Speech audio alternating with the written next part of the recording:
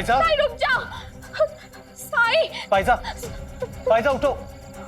साई,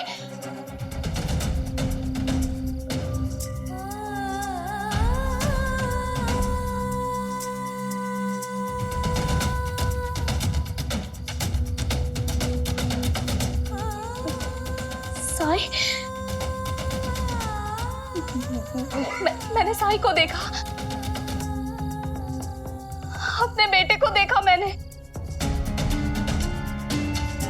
वो जगह ऐसी थी जिसे मैंने पहले कभी नहीं देखा, लेकिन साई वही है। मेरा दिल कह रहा है साई वही है। हमें वहां जाना चाहिए, हमें वहां जाना चाहिए। पायजा, पायजा वो सपना था और वो जगह भी।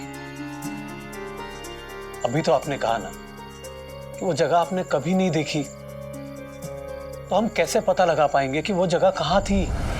अगर हमें साई तक नहीं पहुंचना होता तो मुझे ये सब सपने में नहीं दिखाई देता।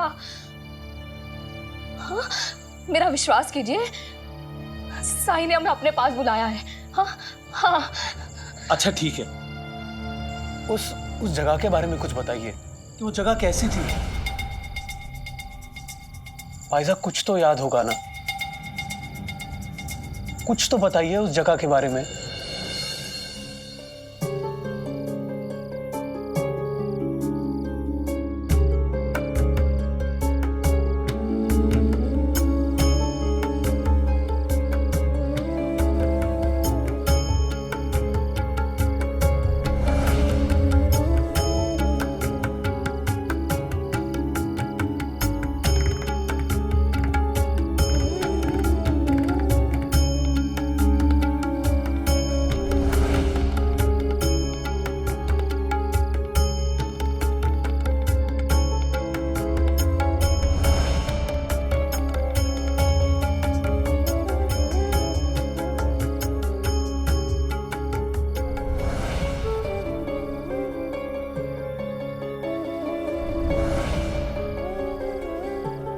उस जगह को जानता हूं मैं भाईजा, और उस गांव जाने का रास्ता भी मुझे पता है। सच? आप जानते हैं? आप मुझे वहां ले चलेंगे ना? जरूर ले चलूंगा। साई सिर्फ आपका बेटा है क्या?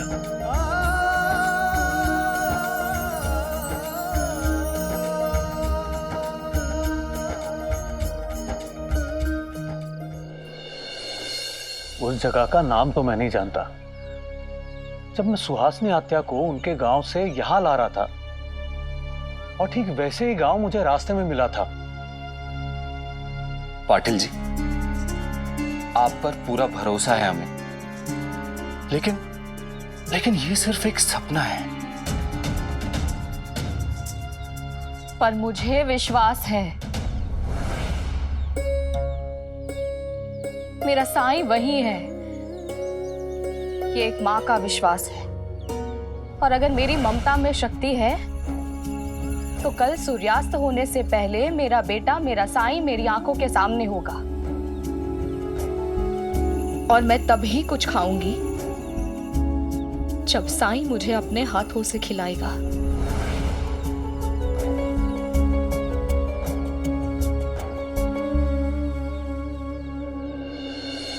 शत शत नमन ऐसी श्रद्धा और विश्वास को।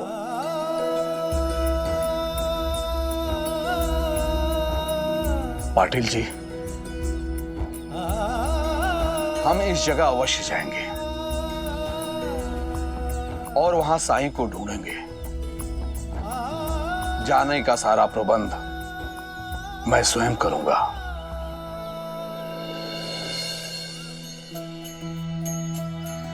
मैं भी आपके साथ आऊंगा। मैं ये तो नहीं जानता कि साईं वहां क्यों गए, लेकिन अगर हम सब साथ में जाएंगे तो साईं लौटने से मना नहीं कर पाएंगे, और अगर हमारी संख्या ज्यादा हुई तो दिलावर भी हमारा कुछ नहीं कर पाएगा। हम भी चलेंगे साईं को लाने।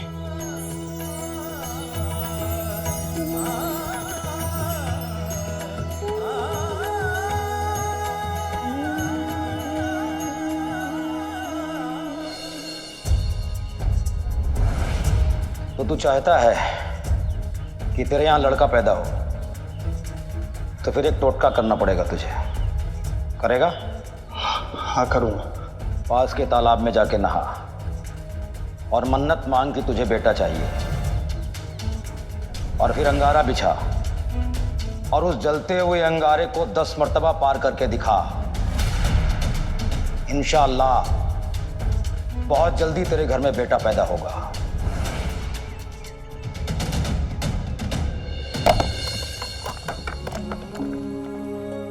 मैं कुछ मदद करूं?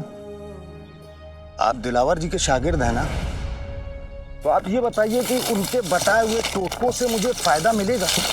ईश्वर हमें उतना ही देता है जितने के हम हकदार होते हैं।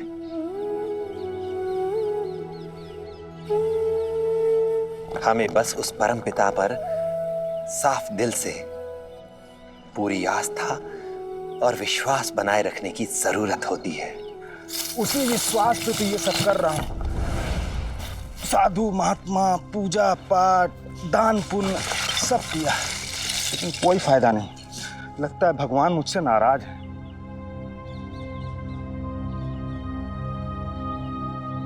तुम्हें ऐसा क्यों लगता है कि ईश्वर तुमसे नाराज है? क्योंकि उसने मुझे औलाद नहीं दी।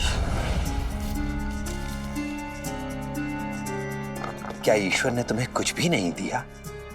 दिया है, धन दौलत इज्जत शोहरत सब कुछ दिया है, और संतान सुख, उसके लिए मैंने क्या क्या नहीं किया। यहां तक कि मैंने दूसरी शादी भी।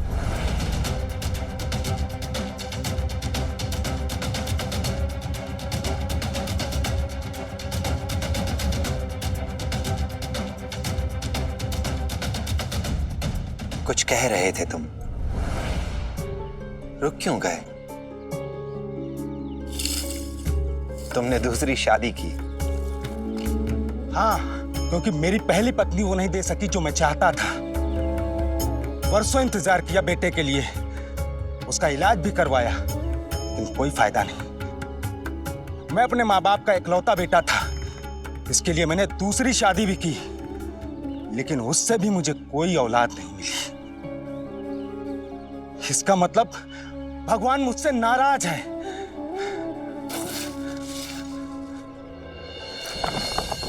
ईश्वर हमें वो सब कुछ जरूर देता है जिसकी हमें जरूरत होती है। हो सकता है उसने तुम्हें वो दिया हो जो कि तुम्हारे लिए जरूरी है, पर तुम देख ना सके हो, समझ ना सके हो। बोलता मीठा है, लेकिन पहेलियों में तुमसे अच्छा तो तुम्हारा उस्ताद है। चीखता चिल्लाता है, उसका बताया हुआ टोटका बेतुका और अजीब है, लेकिन समझ में तो आता है कि करना क्या है।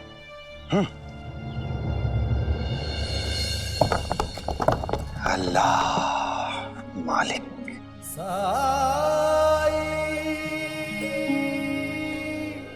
अगर बाइज़ात का कोई इतना भरोसा है तो मुझे पूरा विश्वास है कि हमें साईं वहां जरूर मिलेंगे।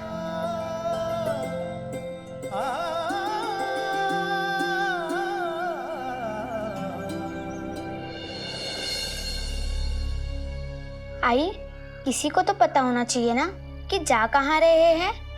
बिना पता ठिकाने के सब कहाँ जा रहे हैं। साईं ने हमें सिखाया है कि श्रद्धा और सबूरी रखने से सब मिलता है।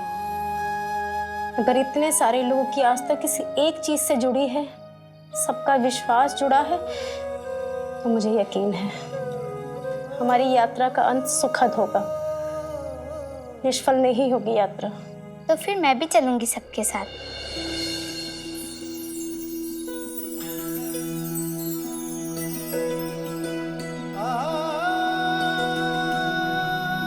पाटिल जी, हम भी आ रहे हैं।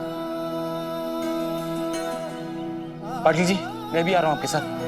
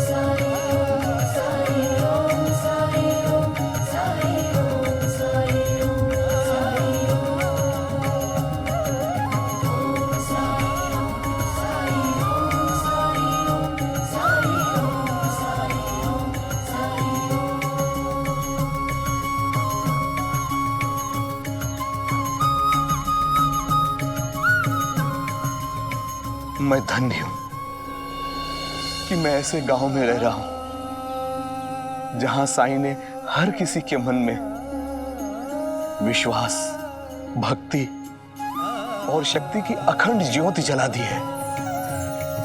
मैं धन्य हूं। आइए, आइए।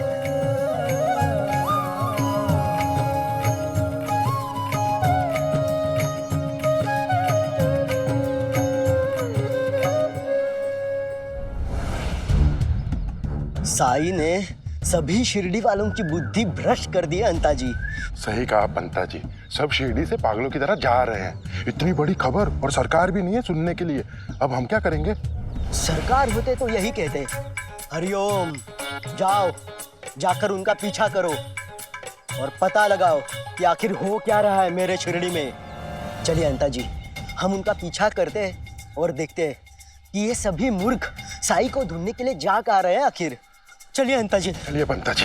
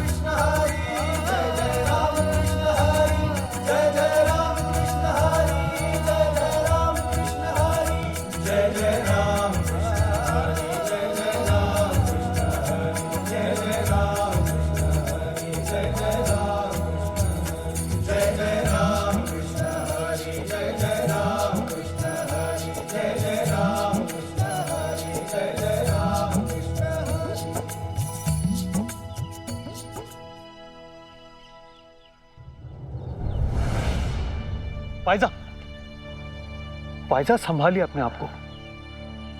देखिए, जिद मत कीजिए, आपकी तबीयत खराब होते जा रही है। थोड़ा कुछ खा लीजिए। मैंने कहा ना, अपने बेटे के हाथ से ही पहला निवाला खाऊंगी मैं।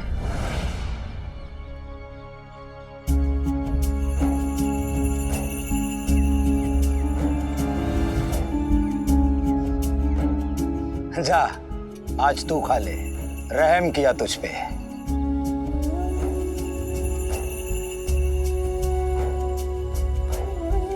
अभी समय नहीं हुआ है।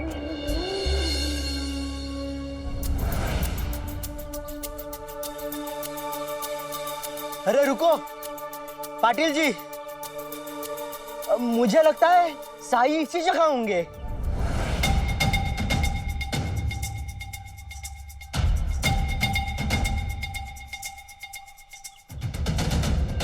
नहीं, ये वो जगह नहीं है। जैसा बायजा ने बताया है, वो जगह थोड़ी और दूर है। पाटिल जी, बायजा अक्का ने उस जगह के बारे में ऐसा क्या बताया कि आप देखते ही पहचान जाएंगे और हम सब लोग वहां पहुंच भी जाएंगे? थोड़ी देर और चलने के बाद एक बड़ा खेत मिलेगा हमें। वहां पे एक मंदिर है और मंदिर के कलश पे एक त्रिशूल है।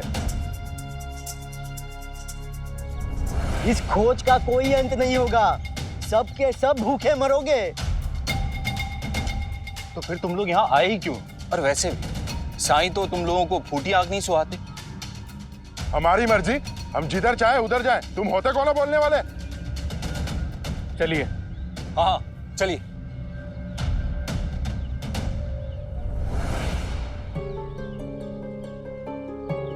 क्या हुआ आई? हाँ, कुछ नहीं। क्यों सब कुछ जाना पहचाना सा लग रहा है। ऐसा लग रहा है जैसे कि इस रास्ते से पहले भी मैं आ ही गई हूँ।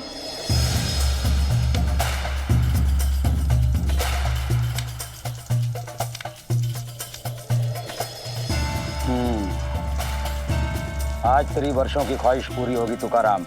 अब अंगारों पे चलना शुरू कर। चल।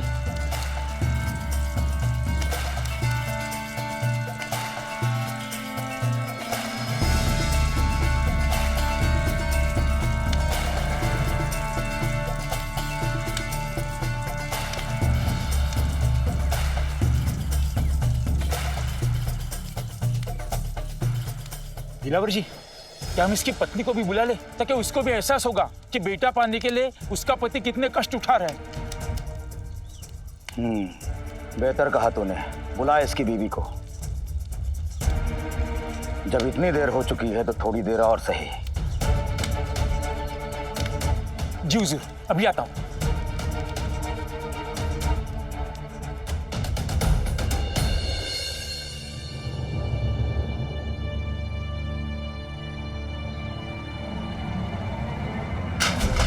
भाईजान,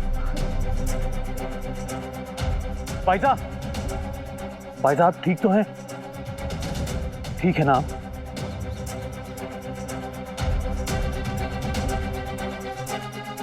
भाईजान,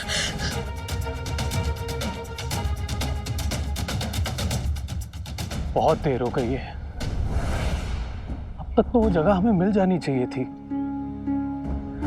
कुछ समझ नहीं आ रहा है। पाटिल जी, कहीं ऐसा तो नहीं कि हम उस गांव को पार कर गए हों या फिर हमने कोई दूसरा ही रास्ता पकड़ लिया हो। सबका भरोसा मुझ पर टिका हुआ है। उस जगह को तो मुझे ढूंढना ही होगा। आई, क्या हुआ? तुम रुक क्यों गई? चलो ना।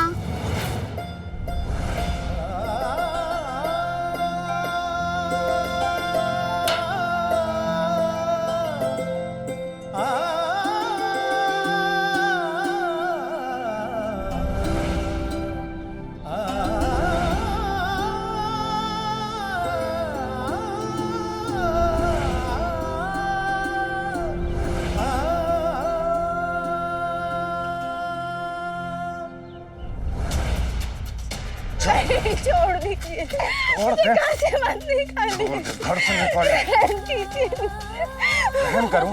तूने बच्ची को जन्म दिया है और मुझे बेटा चाहिए था, समझी?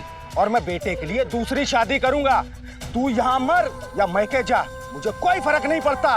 अब तू एक पल भी मेरे साथ नहीं रह सकती, समझी? मुझ पे रहम खाइए।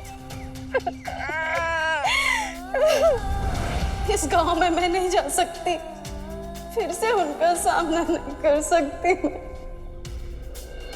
लगता है पाटिल जी रास्ता भूल गए। तो अब हम क्या करेंगे? आए थे साई को ढूंढने और खुद ही भटक गए। देखा, मैं तो पहले ही कह रहा था, ये तुम सबकी भावनाओं के साथ खिलवाड़ कर रहे हैं। देखिए, सबूरी रखिए। देखिए, वो जगह मुझे अच्छे से याद है और मुझे ये समझ नहीं आ रहा है कि हम चलते जा रहे हैं और उस जगह पर पहुंच ही नहीं पा रहे। हम लोग साई से नहीं मिल पाएंगे। साई नहीं मिलेगा, अपने बेटे से मिल नहीं पाऊंगी मैं।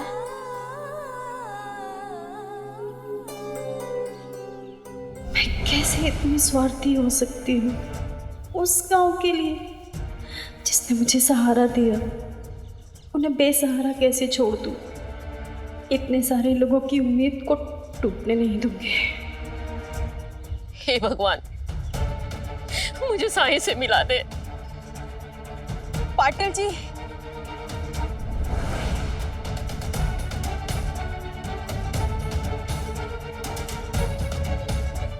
पाटिल जी, आपने जो बताया, मैं उस गांव को जानती हूँ। उस गांव का नाम राहता है।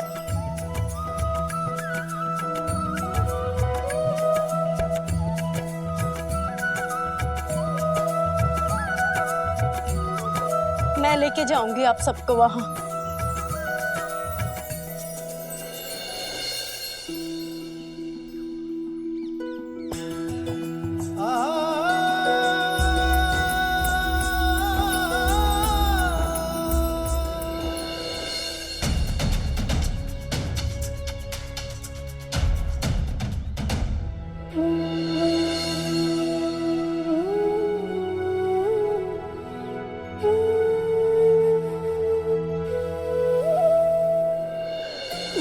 जगह राहता।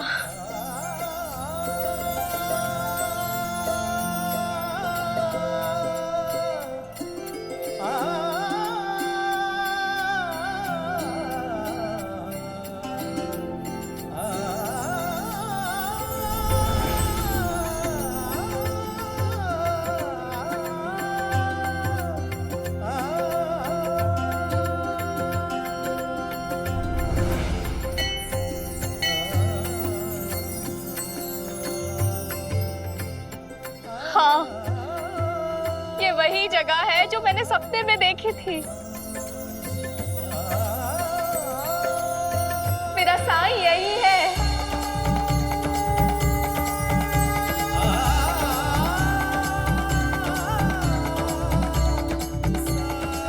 पायजामा, तुम्हारा बहुत बहुत धन्यवाद सुलभा। सुनिए, क्या आप बता सकते हैं कि यहाँ साईं कहाँ मिलेंगे? राता गांव में तो साईं नाम का कोई आदमी नहीं रहता।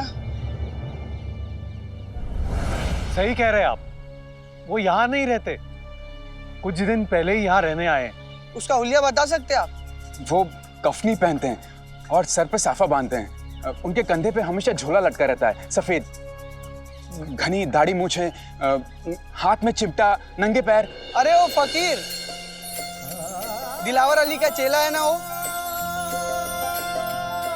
कहाँ मिलेंगे वो? अरे वो वहाँ मचान में रहता है, दिलावर अली के साथ में।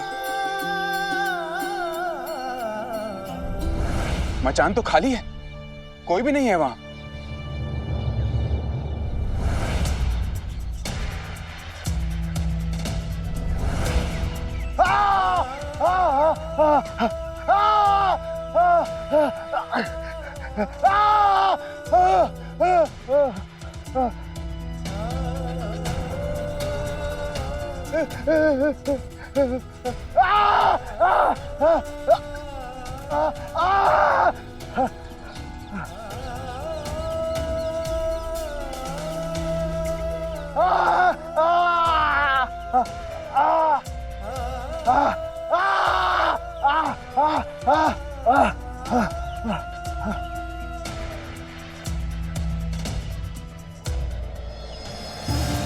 कुछ पाने के लिए तकलीफ उठानी पड़ती है तुकाराम।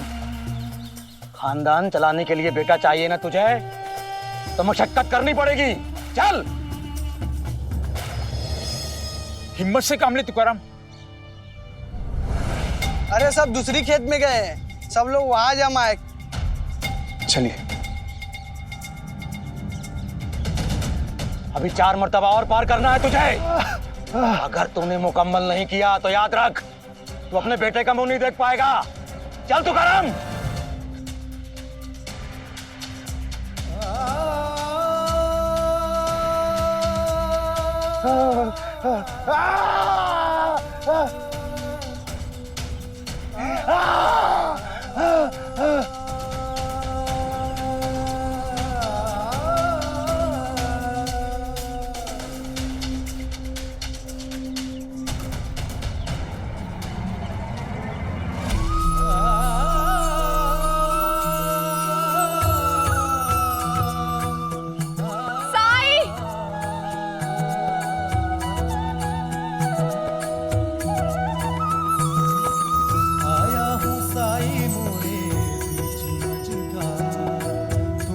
लगा दो साई, हाथ में ये सब यहाँ कैसे पहुँच गए? मोरे साई मोरे दाता, मोरे तारण हार। साई ओम साई ओम साई ओम साई ओम साई ओम साई ओम साई ओम साई ओम साई ओम साई ओम साई ओम साई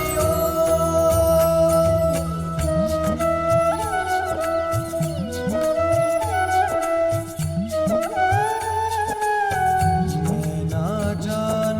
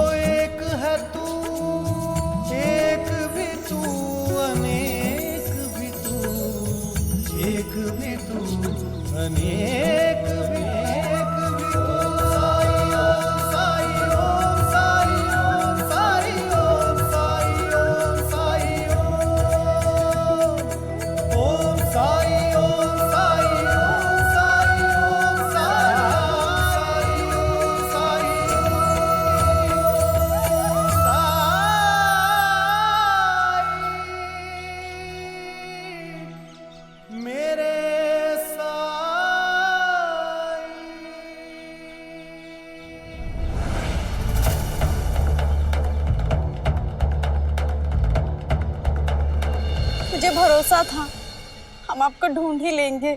अगर हम विश्वास को बनाए रखें, उम्मीद का दामन ना छोड़ें, तो जो भी हम चाहते हैं उसे पा ही लेते हैं, ढूंढ ही लेते हैं उसे।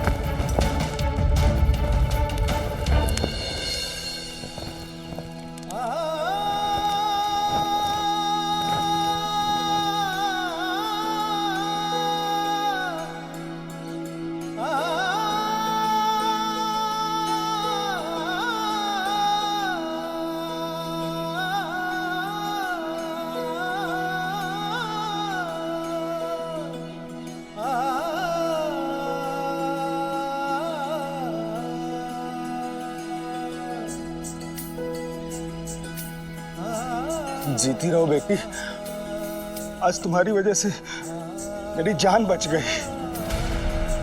यहाँ इतने लोग खड़े थे लेकिन किसी ने पास आने की हिम्मत नहीं की। बेटा तुम लड़की होकर भी लड़कों से बढ़ के हो। आप ठीक है ना? कहीं जलन तो नहीं हो रही है आपको?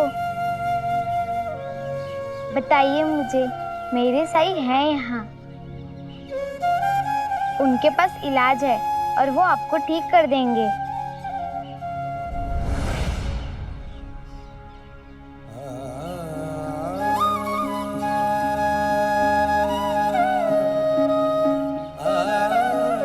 साई, इन्हें देखिए ना, इन्हें आपकी जरूरत है। इन्हें जो चाहिए था वो इन्हें मिल चुका है। ये कोई और नहीं, पिता है तुम्हारे।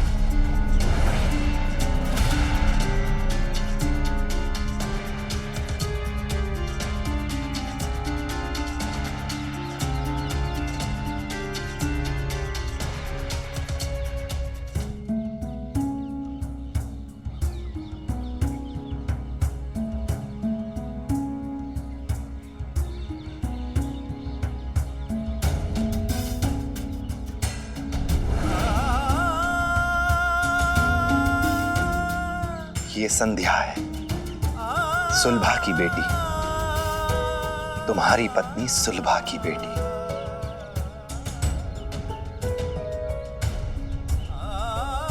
जिसे 12 साल पहले तुमने बेटी पैदा करने के लिए निकाल दिया था।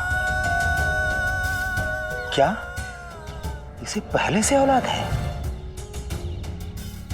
हाँ, पर तुकाराम संध्या को अपनी औलाद नहीं मानता, क्योंकि वो लड़की है।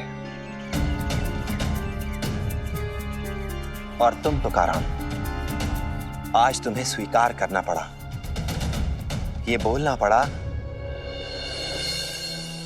कि संध्या बहादुर है, बेटों से बढ़कर है ये। बेटा चाहिए था ना तुम्हें? सोचो, अगर आज तुम्हारी बेटी संध्या नहीं होती, तुम्हारे प्राणों की रक्षा नहीं करती वो, तो आज यहां तुम हम सब के बीच जीवित खड़े नहीं होते। देख ले तुकाराम, मेरा टोटका कितना कारगर साबित हुआ। मैंने तुझे तेरे औलाद से मिला दिया।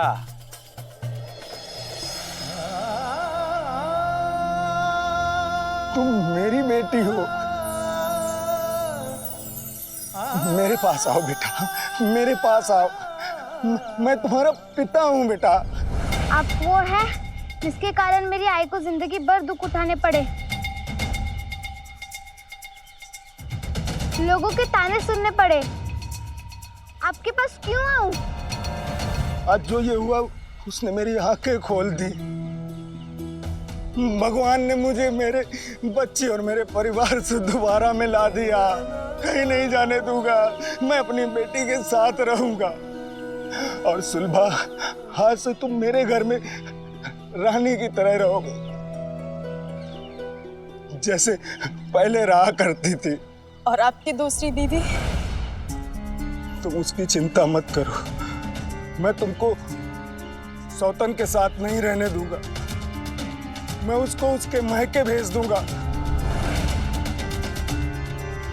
और आज से नहीं, अभी से जो कुछ भी मेरा है सब तुम्हारा होगा। बस मुझे माफ कर दो। वाह,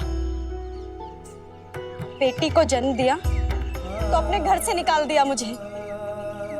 मैंने तो गुजारा करने के लिए लोगों के घरों में नौकरानी का काम कर लिया, लेकिन बेचारी वो कैसे गुजारा करेगी? भीख मांगकर? नहीं नहीं नहीं, अब ऐसा कुछ नहीं होगा, ऐसा कुछ नहीं होगा। मुझे माफ कर दो सुलभा, मेरी बच्ची, मुझे माफ कर दो। बस, अब एक और शब्द बोलने की जरूरत नहीं है आपको। जब मुझे ये एहसास हुआ कि मैं अनजाने में राहता पहुंच गई हूं, तो डर गई थी मैं, क्योंकि मैं ये सोच रही थी कि मैं उस जगह को दोबारा कैसे देखूंगी जहाँ मेरी आशाएं टूट गई थी। उस व्यक्ति का सामना कैसे करूंगी जिसने मुझे त्याग दिया था। लेकिन अब मुझे पता चला, साईं मुझे यहाँ लाना चाहते थे। शुक्रिया साईं,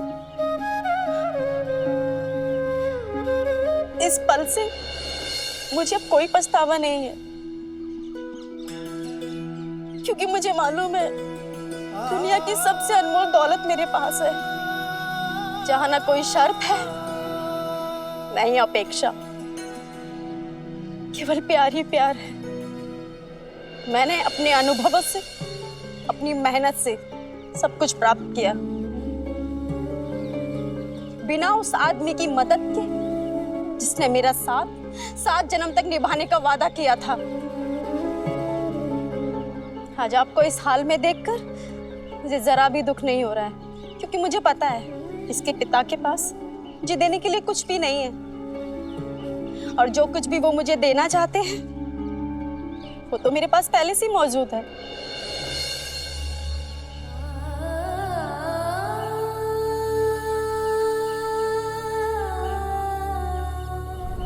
उस समय तो आपकी बातें नहीं समझ में आती थी। तुम्हें ऐसा क्यों लगता है कि ईश्वर तुमसे नाराज है?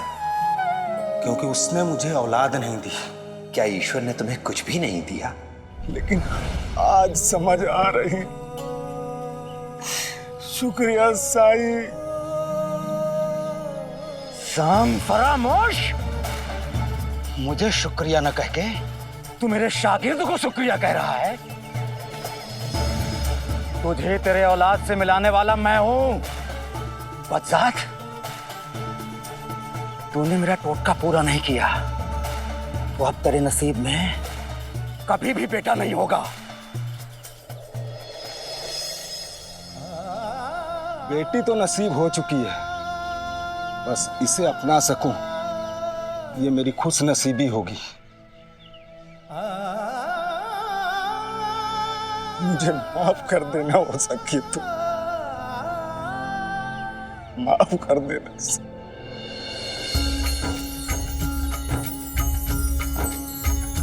वो कहते हैं किस्मत जिसको कर्म का फल है, जीवन में कर्म योग का मार्ग ही अटल है। जो कुछ है हाथ में तेरे एक यही कर्म किए जाए तो जीवन सफल है। ओम साई ओम साई ओम साई ओम साई ओम साई ओम साई ओम। कब तुम लोगों को ये समझ में आएगा कि ये फकीर तुम्हारा साई नहीं, मेरा शागिर्द है। हमारा पीछा करते हुए यहां तक आने की हिम्मत कैसे हुई तुम लोगों की? मैं इसका उस्ताद हूं और मैं इसे जहां चाहूं वहां ले जा सकता हूं। तुम्हें इससे क्या मतलब? मतलब है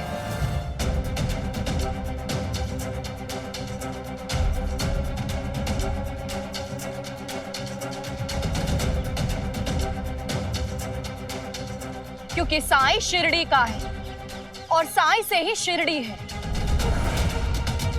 अगर कोई उससे हमसे दूर करने की कोशिश करता है तो यह हमारा फर्ज है, कर्तव्य है कि हम उसे रोकें।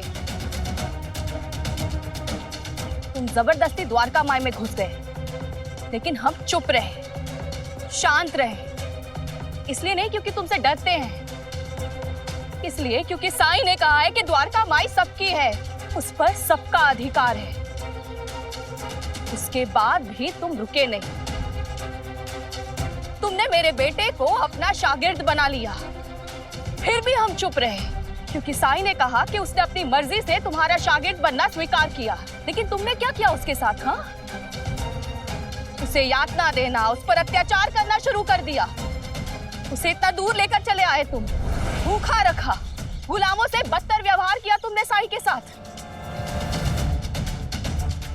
अपना सारा काम तुम उससे करवाने लगे, फिर भी हम चुप रहे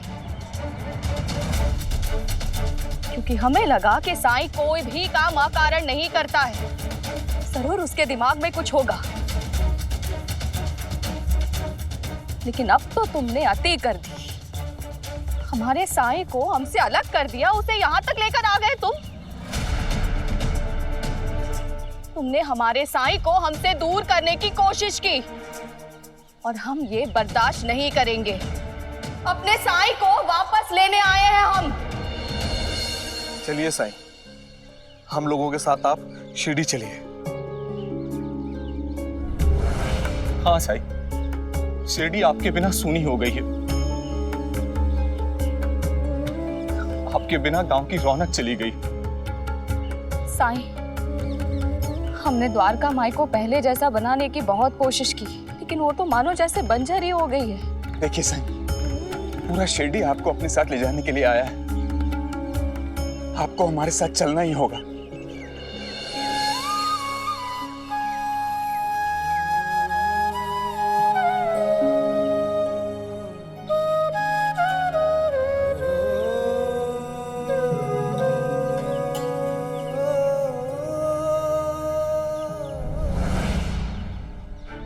माफ कीजिएगा मुझे, लेकिन मैं आप लोगों के साथ शिरडी नहीं लौट सकता।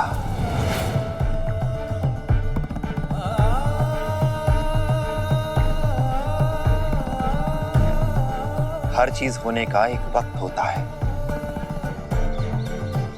और शिरडी लौटने का वक्त नहीं आया है अभी। दिलावर जी ने मुझे अपना शागिर्द बनाया है, मुझे अपने साथ यहां लेकर आए हैं। उन्हें ऐसे अकेले छोड़कर उनसे इजाजत लिए बिना नहीं जा सकता मैं। सुन लिया? अब मेरे जानिब से कान खोलकर सुन लो। मैं इसे जाने की इजाजत हरगिज नहीं दूंगा, इसलिए तुम सब लोग अभी के अभी यहां से दफा हो जाओ। इसका मतलब है कि हम लोग फिर से साई को खो देंगे? नहीं बेटी, ऐसा नहीं होगा। तुम्हें ऐसा नहीं करने देंगे हम। है कौन तू?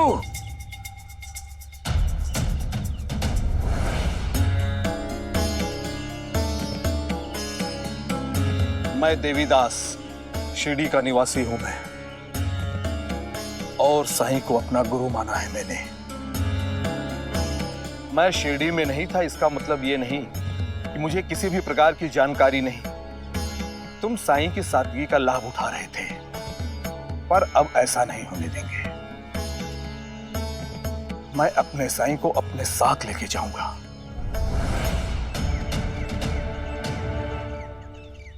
और तुम्हें लगता है कि तुम अकेले ही सबसे बड़े बुद्धिमान हो? मैं अक्लमंद भी हूं और आलिम भी हूं।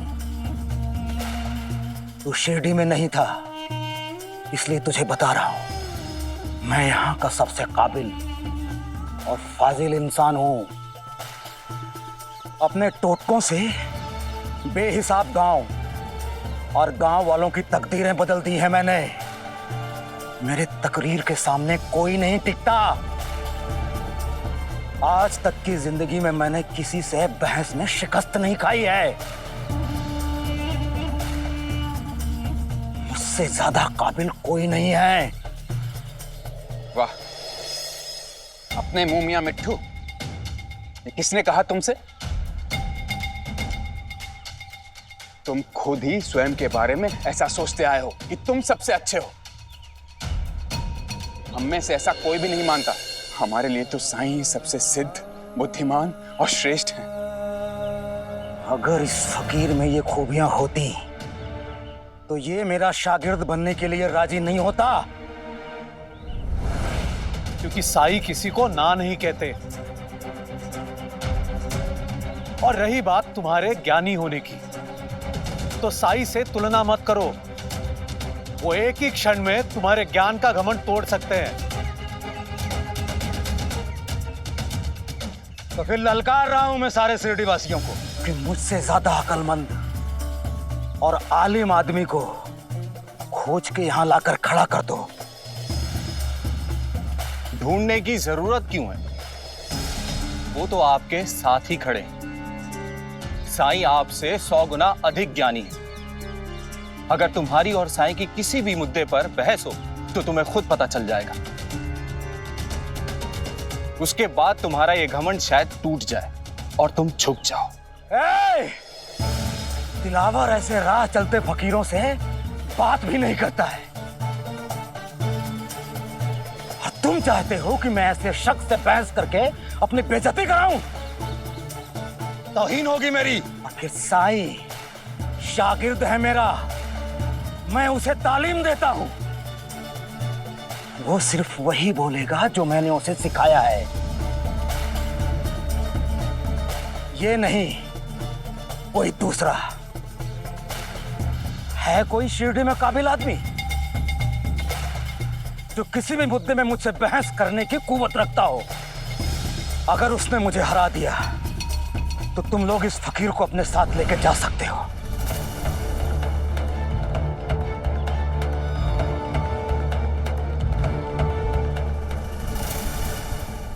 ऐसे और भी मजेदार वीडियो के लिए हमारे चैनल को लाइक, शेयर और सब्सक्राइब करें।